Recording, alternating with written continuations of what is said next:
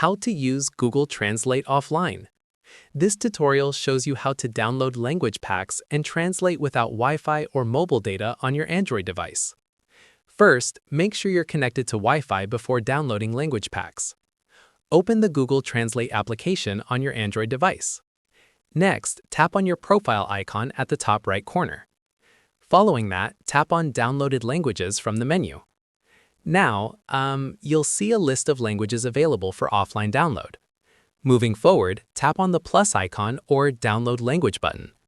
A list of all available languages will appear. Afterwards, scroll through and find the language you want to download. For example, if you want to translate Spanish offline, tap on Spanish.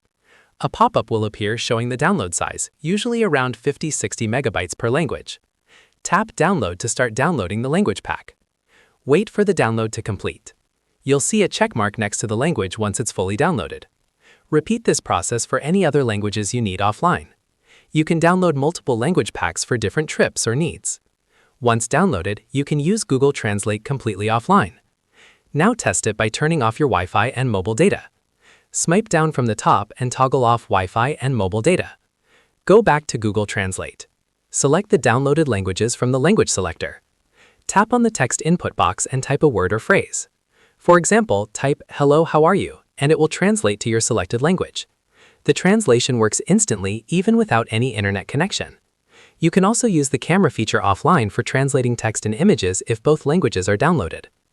To manage your downloaded languages, go back to your profile and tap Downloaded Languages. You can delete languages you no longer need to free up storage space. Tap on the trash icon next to any language to remove it, and that's it.